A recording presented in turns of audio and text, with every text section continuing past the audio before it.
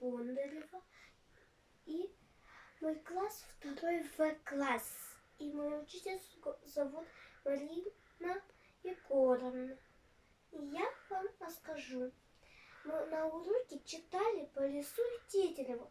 Она мне очень понравилась. И я вам ее хочу рассказать.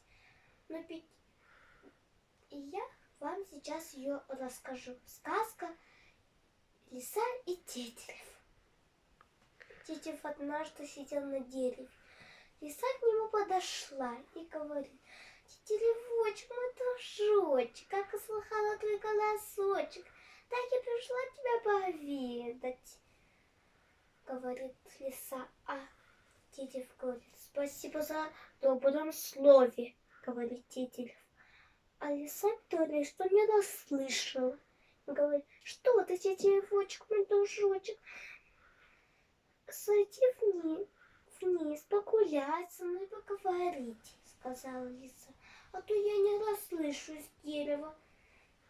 А Тетерев говорит: нам птицам опасно находиться по земле, сказал. А Лиса говорит: или ты меня боишься?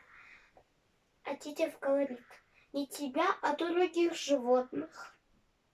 И потом говорит Лиса: нет, Тетеревочек, мой дружочек, у нас есть нынче указ, объявлен по всему миру.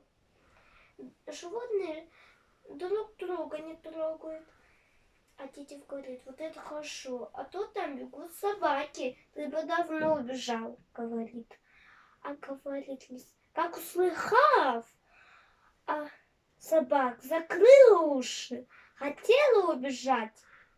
Но Тетерев говорит: куда же ты? Тебя же не тронут. А кто их знает? А может быть, они не слыхали. И убежала.